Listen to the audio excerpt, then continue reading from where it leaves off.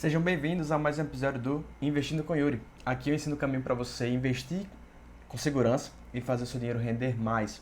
Eu sou Yuri Wagner e o tema de hoje é o que os ricos ensinam aos seus filhos sobre dinheiro. Então, o que eu vou falar hoje são lições aprendidas no livro Pai Rico, Pai Pobre, escrito por Robert Kiyosaki.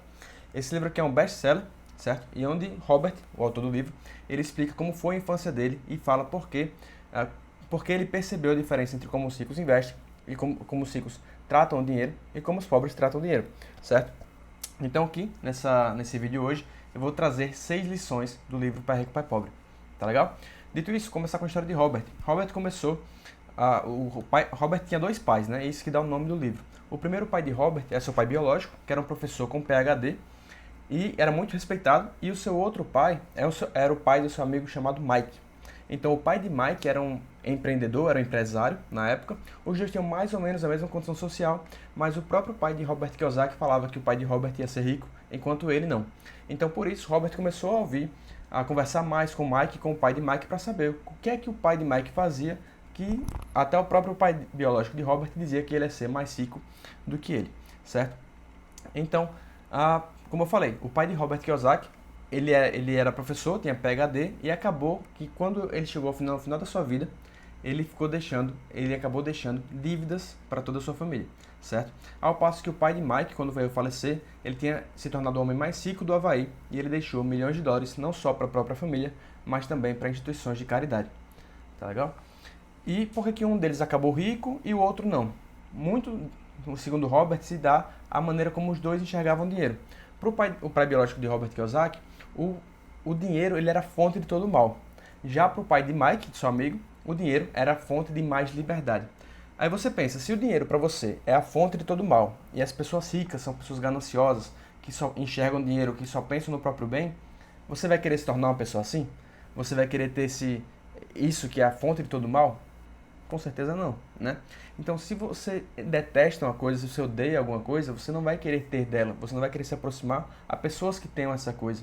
Então é assim, é por esse motivo que o pai de Robert sempre teve aversão, por ele ter sempre tido aversão a dinheiro, acabou que ele nunca teve um patrimônio muito grande, acabou que ele não gostava de pessoas gananciosas, de pessoas ricas que para ele eram pessoas gananciosas. Já o pai de Mike, seu amigo, ele via dinheiro como ter mais liberdade. Ou seja, para ele, ter dinheiro significava que ele podia viajar quando quisesse, que ele podia comprar uma casa em outro estado ou em outro país, que ele podia ter mais liberdade de maneira geral, certo? Podia pagar a melhor escola para os seus filhos, podia pagar o plano de saúde que ele quisesse para os pais dele. Então, ele via isso como uma oportunidade. Ao passo que, como eu falei, o pai de Robert achava que dinheiro era a fonte de todo mal, tá certo? Então, o pai de Robert, e essa aqui é a primeira lição, o pai de Robert, ele aprendeu sobre dinheiro com os próprios pais dele, que eram pobres. Então, acabou que ele se tornou uma pessoa pobre no final da sua vida. Já os pais do seu amigo Mike aprenderam já o pai de Mike aprendeu sobre dinheiro com os próprios pais, que eram pessoas ricas. Então aqui fica a primeira lição. A primeira lição é que se você aprende sobre dinheiro com seus pais, as chances são que você vai acabar tendo a mesma situação financeira que eles. E não só a mesma situação financeira, mas também você vai ter costumes parecidos e maneiras similares de tratar o dinheiro. Então se o dinheiro para você, seus pais sempre tiveram uma determinada renda, e eles gastavam sempre mais do que aquilo que eles ganhavam e se endividavam, é provável que você pegue esses hábitos deles e acabe cometendo isso também, certo? Isso não é regra, né? E sempre é importante dizer, isso não quer dizer que seja algo bom ou algo ruim que você aprenda com seus pais. Fato é que a maioria das pessoas acaba aprendendo sobre dinheiro com seus pais, porque você não aprende na escola, você não aprende na faculdade e em outros lugares. Então é muito provável que você aprenda com seus pais. Isso não é necessariamente bom nem ruim, depende de quão bons seus pais são com dinheiro. É a mesma coisa de você dizer assim, meu pai cozinha bem, melhor dizendo, eu aprendi a cozinhar com meus pais. Certo, mas seus pais cozinham bem ou não? Não, eles não cozinham bem. Não, então isso é uma coisa ruim. Não, eles cozinham muito bem, são ótimos, enfim, chefs. Então isso é uma coisa boa, certo? Então essa é a lógica, não é algo necessariamente bom, nem algo necessariamente ruim. O ponto é que se você aprende com seus pais sobre dinheiro, é interessante que eles tenham bons resultados, porque senão é interessante que você aprenda em outro lugar, certo? Porque é provável que a sua situação financeira acabe sendo parecida com a deles. Tá legal? Então essa é a lição número 1. A maioria das pessoas aprende sobre dinheiro com seus pais. A lição número 2 é que os ricos eles buscam aumentar seus ativos, enquanto os pobres aumentam seus passivos. Ativo é tudo que te gera mais renda, é tudo que te gera mais receita, te gera mais dinheiro. E passivo é tudo que te gera mais gastos, te tira dinheiro de você. certo? Mas o passivo, veja que é o seguinte, ele não é o gasto em si, ele é algo que te vai fazer gastar mais depois. Qual é a diferença, Yuri? A diferença é a seguinte, se eu compro, por exemplo, esse mouse aqui, ele é um gasto, ele não é um passivo. Mas se eu compro, por exemplo, um carro, ele é um passivo. Por quê? Porque eu vou ter que gastar com gasolina, com IPVA, com manutenção, com seguro e com várias outras coisas. Então ele é uma fonte de gastos, certo? Ah, Yuri, mas eu uso meu carro como Uber, então eu uso ele e ele acaba gerando renda para mim. Ele agora é um ativo ou ele continua sendo passivo? Nesse caso ele é um ativo, porque ele é um bem que vai gerar renda para você, certo? Depende de como você usa também. Então agora reflita sobre os seguintes itens, sobre os seguintes bens que podem ser ativos ou passivos e se pergunte se eles são ativos ou passivos para você. A casa onde você mora, ela é um ativo ou um passivo? O carro que você usa para uso pessoal, ele é um ativo ou um passivo? A autoria de um livro, se você escreve um livro, por exemplo, e você ganha royalty toda vez que aquele livro é comprado por alguém, aquilo é um passivo ou um ativo para você? Se você tem vários imóveis e eles estão sendo alugados, gerando receita, isso é um ativo ou um passivo para você? Se você é dono de uma empresa ou tem sociedade em algumas empresas, ou mesmo é investidor da bolsa de valores e tem ações na sua carteira, elas são ativo ou passivo para você? Seus investimentos são ativos ou passivos para você? Dívida é um ativo ou passivo para você? E conhecimento é um ativo ou passivo para você, certo?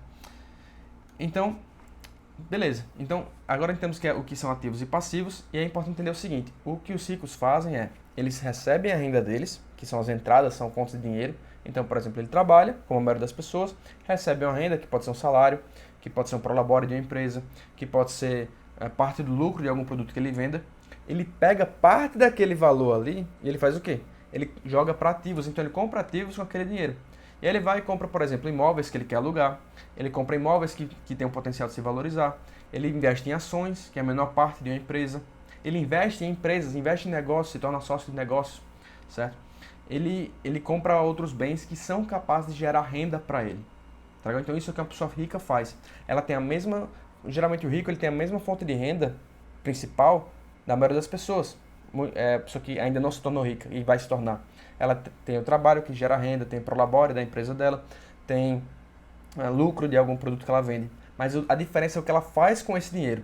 E a diferença é que ela faz em relação à pessoa pobre, ela usa esse dinheiro para comprar mais ativos, comprar bens que geram receita, enquanto o pobre acaba comprando passivos, bens que geram mais gastos para ela, tá bom?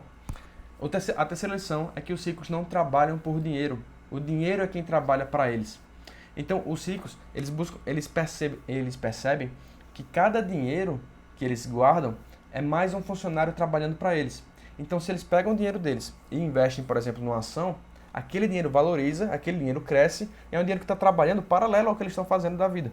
Então, eles continuam trabalhando, passando tempo com a família, continuam viajando, continuam fazendo o que eles fazem, mas em paralelo, o dinheiro deles trabalhando ali para eles, gerando mais uma fonte de renda, certo? Criando mais dinheiro para eles. Isso sem eles precisarem trabalhar ativamente por aquele dinheiro, tá legal? Então o dinheiro para os ricos é um funcionário que está sempre trabalhando ali, sem reclamar do salário, sem reclamar de nada, certo? É um funcionário que está só trabalhando 24 horas para eles, tá bom?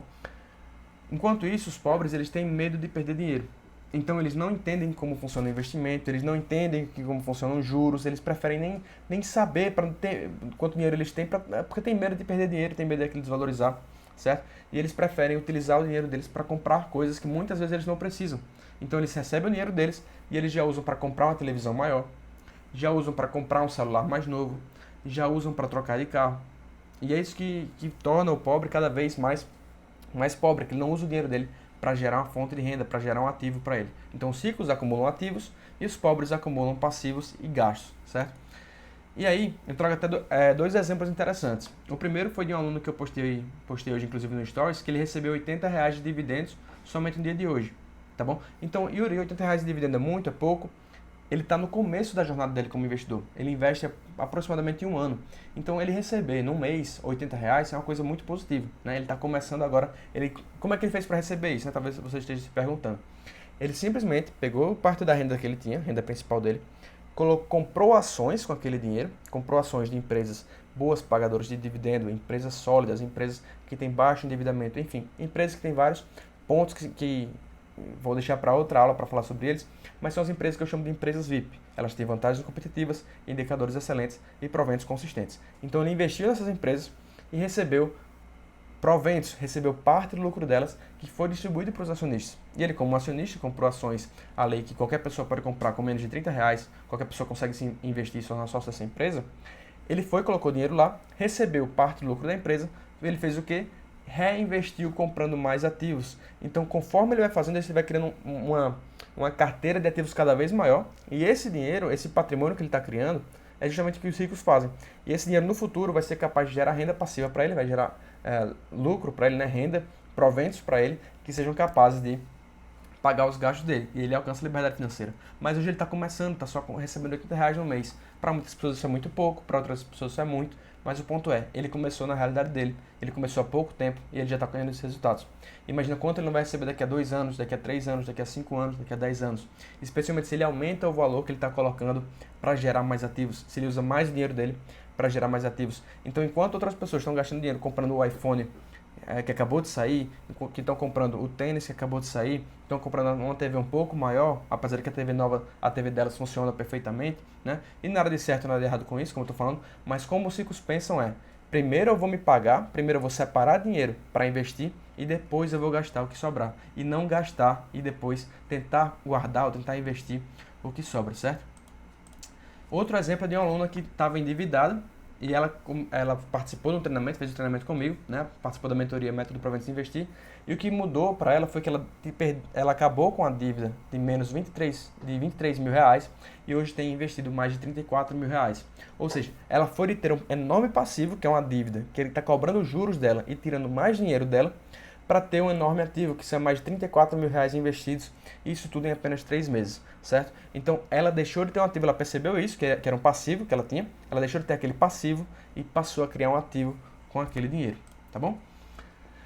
Lição 4, que os ricos ensinam a seus filhos sobre dinheiro.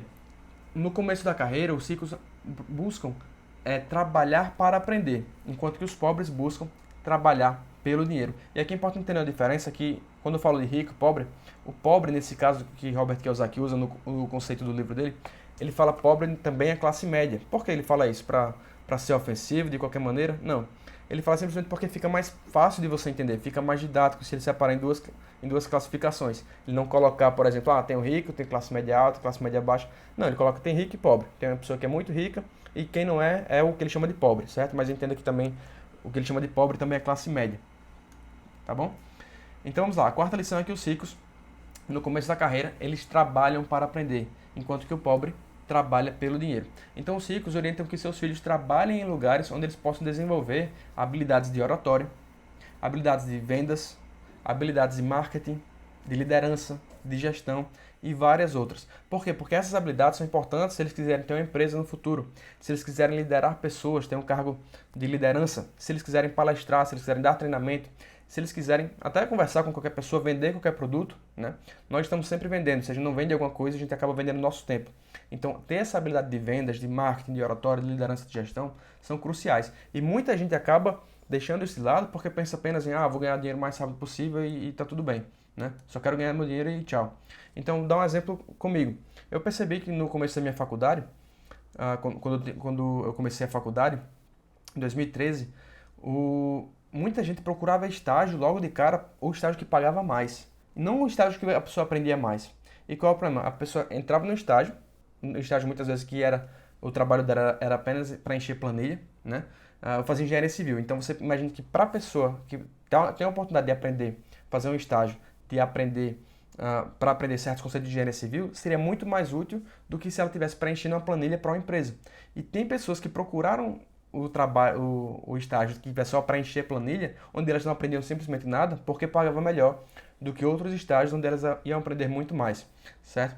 Outro exemplo disso. E aí fica a pergunta, é melhor você aprender mais no estágio, né, especialmente que você está começando carreira, principalmente, ou você buscar logo ganhar um pouco de dinheiro a mais, ao invés de X reais, você vai ganhar 2x mil reais por mês. Quer dizer, vale a pena fazer essa diferença logo no começo da sua carreira, ou é melhor você buscar aprender mais? Tá bom? Especialmente liderança, gestão, marketing, vendas.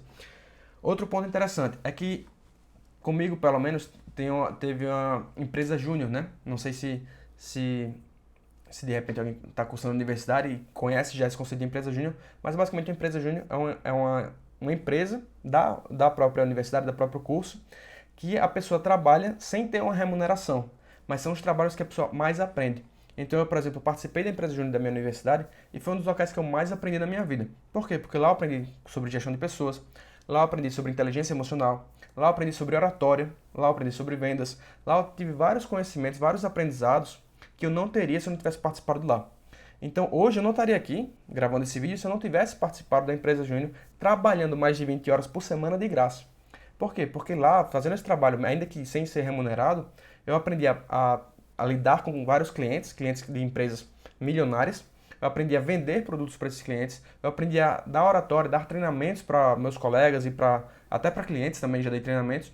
Então, tudo isso me fez perder essa vergonha, essa timidez, essa falta de habilidade com oratória, que eu tinha bastante, certo? É claro, a gente tem sempre um pouco para melhorar, mas o ponto é, eu seria incapaz de estar falando em frente a uma câmera, gravando um conteúdo, ensinando alguma coisa, ter feito treinamento, ter mais de 800 alunos hoje em treinamentos que eu fiz ao longo dos últimos 3 anos, se eu não tivesse participado da empresa junto da minha faculdade, certo? Então, para mim foi muito mais valioso eu ter participado dessa empresa, ter trabalhado lá e ter tido esses aprendizados todos que me serviram de base para o que hoje estou montando, para que hoje é o meu negócio, para que hoje é a Proventos, né? São mais de 800 alunos, enfim, uma empresa cada vez maior. Então isso não seria possível se não fosse por esse aprendizado que eu tive ao longo dos anos, tá certo? Então, se você, por exemplo, está na universidade ou seu filho está na universidade, leve isso em consideração, que é muito mais valioso para ele provavelmente fazer uma empresa júnior do que ele trabalhar em algum estágio que pague bem, tá bom? Outro ponto, quinta lição, os ricos são generalistas, eles sabem um pouco de muitas coisas. Já os pobres são especialistas, eles sabem muito de poucas coisas. Então se pergunta o seguinte, você já comeu em algum sanduíche que seja mais gostoso do que o McDonald's? Se pergunta isso, será que eu já comi em algum lugar que é mais gostoso que o McDonald's? Pode ser uma sanduícheria gourmet, pode ser um restaurante, de repente você já foi no Madeiro e acha que é melhor que o McDonald's. Pense aí, tem alguma sanduícheria mais gostosa que a do McDonald's? De repente a sanduícheria de esquina da sua casa, poxa, daqui perto de casa tem uma sanduícheria de esquina que tem um milkshake delicioso, o sanduíche é muito bom também. Então quer dizer, na sua casa, perto da sua casa, algum lugar que você conhece, tem algum lugar que tem uma sanduícheria, que tem um sanduíche mais gostoso que o do McDonald's? Por que eu estou perguntando isso? Porque eu quero que você se pergunte o seguinte, por que motivo, por que será que o dono dessa sanduícheria não tem mais clientes que o McDonald's? Por que será que o dono dessa sanduícheria não tem mais clientes que o McDonald's? Aí você pode dizer, Yuri, porque o McDonald's o preço é muito barato, então não tem como ele competir com o McDonald's. Mas será? Será que a sanduícheria da esquina, ou alguma sanduícheria perto da sua casa, de esquina, não tem um preço menor que o McDonald's? Será que é preço o motivo? Será que é porque o McDonald's é tão gostoso? Não, porque a sanduícheria da esquina da sua casa é mais gostosa, como você pensou aí, né?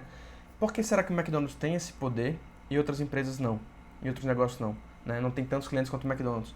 Porque o McDonald's não é sobre ter o melhor sanduíche. Não é isso que move eles, não é isso porque você vai no McDonald's. Você vai no McDonald's, você conhece alguém que vai no McDonald's, o McDonald's funciona, por quê? Porque ele tem um marketing forte. Basta sair o filme do Homem-Aranha, que o McDonald's faz e já sai o McDonald's feliz, o McLanche feliz, com aquele brinquedo do Homem-Aranha, ou de algum outro brinquedo da Marvel, ou do X-Men, ou do seja o que for. Então, o McDonald's ele é muito bom de marketing, mas não só marketing, ele é bom de distribuição.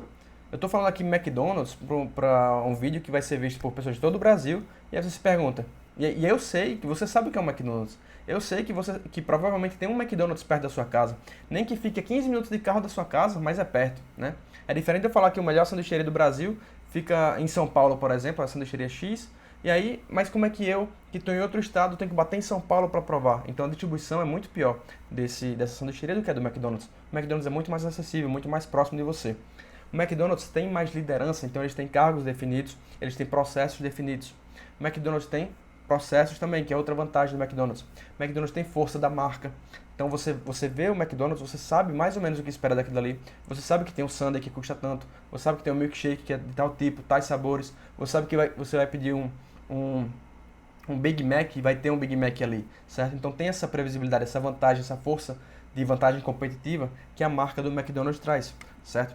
Então, esses pontos são muito importantes para que você entenda por que que é importante você ser um generalista e não um especialista. Um generalista, ele vai entender, vai ter noção de marketing, de liderança, de finanças, disso, daquilo, daquilo outro.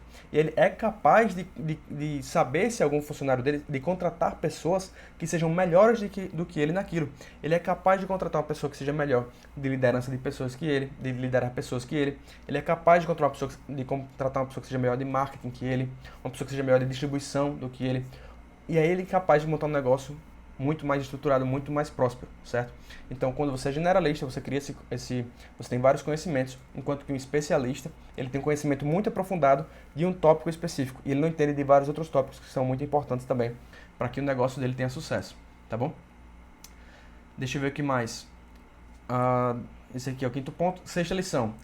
Quem evita o fracasso, evita também o sucesso. Então, sexta lição do livro, quem evita o fracasso, evita também o sucesso. O que isso significa? Pensa o seguinte, você sabe andar de bicicleta? Provavelmente sim, certo? Eu não sei, nunca andei, tudo bem, mas imagine que a maioria das pessoas Enfim, a maioria das pessoas teve alguma experiência em andar de bicicleta, né? Já sabe andar de bicicleta. Aí eu pergunto, é possível você aprender a andar de bicicleta sem cair antes? Imagina que você vai andar de bicicleta sem as rodinhas ali, primeira vez que você vai andar, é muito alta a chance que você vai cair, né? Mas isso te impede de continuar? Isso te impede de andar de bicicleta? Não, né? Por quê? Porque você sabe que você vai cair, você vai se levantar, você vai tentar de novo, você vai melhorar, você vai pedalar um pouquinho mais longe, depois você vai cair e por aí vai, tá certo? Então, os pobres, de acordo com o livro, eles evitam fazer coisas novas porque eles têm medo de errar. Então, essa aversão, esse medo de errar, de fracassar, de cometer um erro, faz com que as pessoas pobres acabem não tentando coisas novas, né? E acabam não aprendendo, o que é natural do erro. Então, quando você erra, você aprende, você faz alguma coisa nova, tá certo? Enquanto que o pobre está buscando o caminho mais seguro, está buscando evitar erros, está buscando esse tipo de segurança, previsibilidade, não errar e tudo mais, ele também não aprende, porque se ele não erra, ele não aprende, ele não alcança grandes resultados. Já o rico, ele testa coisas novas, ele erra, ele aprende e ele evolui. Como andar de bicicleta. Você subiu na bicicleta, você segurou o guidão, você deu o primeiro, começou a pedalar, começou a descer uma ladeira, e aí você escorregou e caiu. Você se sentiu inseguro, caiu. Depois você se levantou, subiu de novo, segurou o guidão, começou a descer, freou muito rápido e caiu. E aí você percebeu, poxa, eu não posso frear muito rápido e eu também não posso me inclinar de tal maneira. E você vai aprendendo e vai melhorando, até o ponto que você, quando vê, você já aprendeu a pedalar. Então, essa é a mesma coisa. Os ciclos, eles vão testando coisas novas, ele testa alguma coisa, ele erra, ele fracassa, ele é criticado, ele cai, depois ele aprende com aquele erro, ele não volta a fazer aquilo, ele melhora. Tem até uma frase de Jeff Bezos, que é o fundador da Amazon, que ele diz o seguinte: se você não quer ser criticado, então não faça nada. Por quê? Porque as pessoas criticam quem está querendo, quem quer ser diferente, quem quer evoluir, quem quer melhorar, né? Veja o próprio caso dele, Jeff Bezos.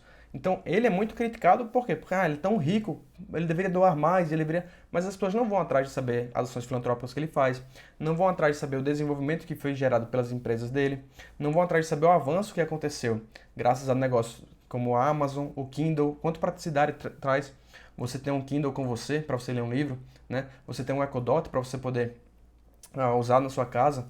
Enfim, são tantas vantagens que as pessoas não enxergam, elas enxergam apenas o quê? Vamos criticar esse cara porque ele é rico, porque ele é ganancioso, isso e aquilo, tá bom? Então ele fala, se você não quer ser criticado, não faça nada. Inclusive nesse caso você vai ser criticado, porque vão te chamar de vagabundo, né? Então não tem pra onde correr. Então não tenha medo de errar, erre, aprenda e evolua, tá legal? Essa é a sexta lição do livro Pai Rico, Pai Pobre, tá legal? E como você faz para criar ativos, né? Voltando lá para os pontos 2 e 3, as lições 2 e 3 do livro de Robert Kiyosaki. Como você faz para criar ativos? Então, o primeiro passo é você separar a parte do que você ganha. De cara, como eu falei, os ricos, eles têm a renda deles, eles separam parte do que eles ganham e usam para comprar ativos. Eu já dei exemplo de um aluno meu que nunca juntou dinheiro, depois que fez a mentoria. Começou a separar dinheiro, começou a juntar dinheiro e começou a investir esse dinheiro, recebeu R$ 80 de proventos hoje. Então o que é que ele está fazendo? Ele está separando parte do que ele ganha e comprando ativos com aquele dinheiro, certo?